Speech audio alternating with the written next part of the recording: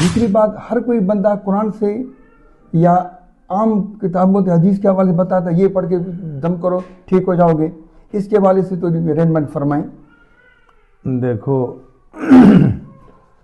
الحمدللہ، عامل آپ نے پہلا سوال کیا تو اچھے عامل کہاں سے ڈھونڈیں، ٹھیک ہے؟ تو اللہ تعالیٰ نے عقل دی ہے بندے کو، جی ٹھیک ہے؟ تو کام کرنے والا اچھا عامل پتہ لگ جاتا ہے تو یہ بھئی یہ اچھا ہے یہ برا ہے، اس سے کام ہوتا ہے۔ ہر اچھا عامل ہے تو اس کے علاقے سے بندہ پوچھ لے تو بھئی اس کا کام ہوتا ہے نہیں ہوتا ہے، ٹھیک ہے؟ یہ کام کرتا ہے نہیں کرتا ہے، فراڈ والا ہے ٹھگی والا ہے، تو تاکہ پتہ چل جاتا ہے تو بھئی یہ اچھا ہے، ٹھیک ہے؟ باقی کام کرنا تو اللہ کے ہاتھ میں ہی ہوتا ہے، کیونکہ عامل کے ہاتھ اور زبان میں اللہ تعالیٰ جو تاثیر پیدا کرتا ہے تو وہ تاثیر دینے والی ذات اللہ کی ہوتی ہے، عامل کا کام ہوتا ہے محنت کرنا، ٹھیک ہے؟ باقی رہا سوال آپ نے کیا تو بھائی آیات یا یہ تو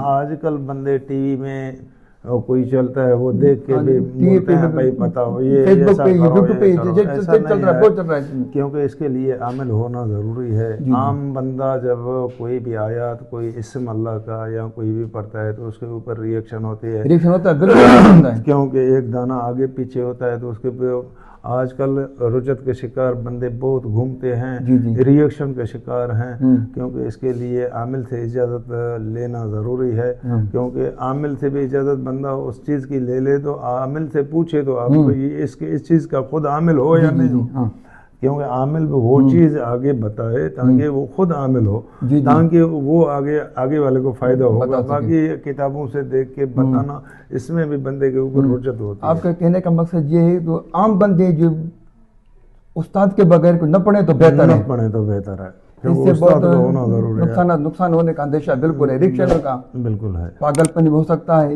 ذہنی پریشانی، دباؤ وغیرہ۔ ہم نے بھائی اپنے آنکھوں سے دیکھا ہے، حضرت بیر شریف کے پاس ہم گئے تھے، وہاں ہم نے اپنے آنکھوں سے عملیات کے پاگل دیکھے تھے، کیونکہ عملیات کے رجت کے شکار ہوئے تھے، تو نوجوان حسین جمیل اتنی سی داڑھی مولوی، تو وہ کیونکہ بغیر استاد سے پڑھنا یہ تو نقصان کی بات ہے۔ بالکل نقصان ہے، بالکل۔ آپ کی بڑی بڑی مہربانی، شکریہ۔